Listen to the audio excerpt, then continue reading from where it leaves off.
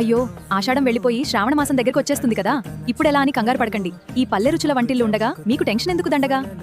అదే మనం అందరం నాన్ వెజ్ ని మిస్ అవుతాం కదా. కాబట్టి నేను ఈ శ్రావణం మొత్తం గుర్తుండిపోయేలా ఒక ఖతర్నాక్ రెసిపీ చూపిస్తా. మరి లేట్ ఎందుకు? 1 కేజీ చికెన్ని మంచిగా వాష్ చేసుకుని పక్కకు పెట్టాలి.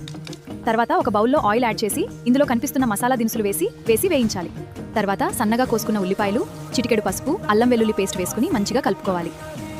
ఇప్పుడు మనం కడిగి పెట్టుకున్న చికెన్ పీస్ని వేసేసి మంచిగా కలుపుకొని దాని మీద లిడ్తో కవర్ చేసి ఒక 15 మినిట్స్ పాటు కుక్ అవనిద్దాం.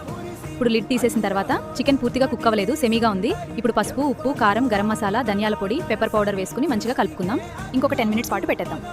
దాని మీద ఇక్కడే మన చికెన్ కుక్ అయిపోతుంది. తర్వాత ఇలా నూనె పైకి తేలుతుంది.